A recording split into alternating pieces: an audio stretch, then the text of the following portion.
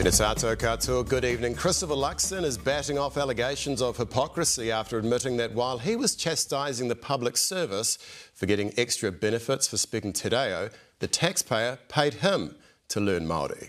And as political editor Jenna Lynch reports, it wasn't the only awkward moment for the Prime Minister today.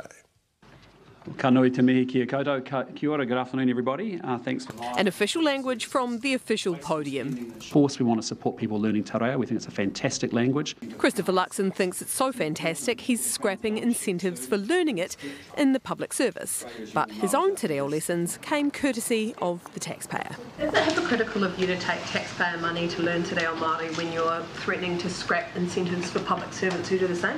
No, I have a finite leaders budget, as do all leaders of political parties.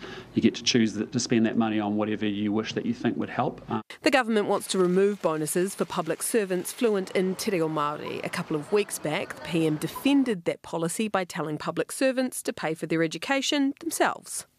In the real world, outside of Wellington and outside the bubble of Parliament, people who want to learn Te Reo or want to learn any other education actually pay for it themselves. Unfortunately for the taxpayer, Christopher Luxon lives inside the bubble, though he's not sure how much the taxpayer paid. You said you're going to go through every single budget line item by line item. How can you not tell us what your line item costs? Well, I'm sure we can provide it to you, but the bottom line is I don't know off the top of my head.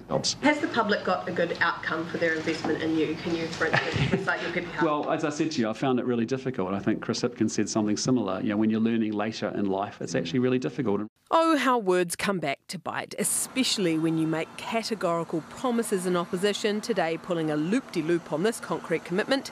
These are ancient aircraft. They shouldn't be flying. Whether you like it or not, we travel commercial, we charter aircraft. Captain Christopher Luxon suiting up to board Broken Promises Airlines, hoping to take the plane he said he'd never fly for a spin across the ditch to see the Aussies on Wednesday. What's changed?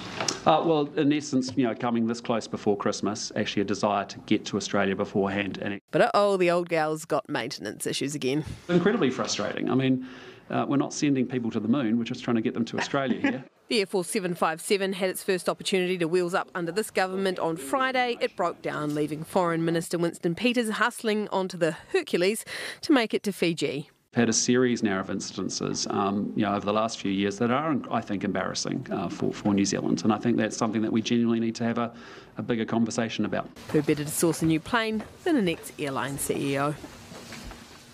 OK, Jenna, so the PM is off to Australia on his first international trip, so what's on the agenda?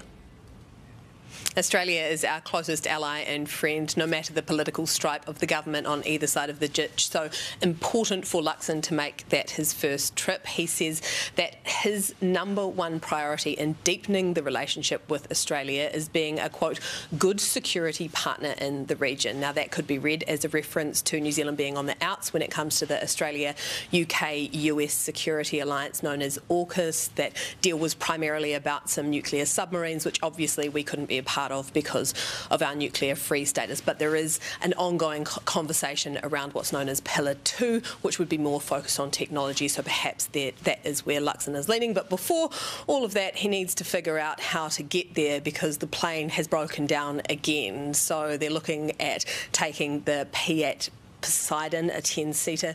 Newshub understands that might solve the immediate problem, but it is embarrassing and unsustainable to have a Defence Force plane that keeps breaking down every trip the Prime Minister wants to take. No slight on the Defence Force. Successive governments have failed to invest in it because they didn't want to be seen to be spending money on what could be seen as a private jet for the PM. So Christopher Luxon has a decision to make. Keep the 30-year-old planes and live on a wing and a prayer that they'll get him there, or buy some new ones, take the short-term political hit and fly worry-free at great expense to the taxpayer.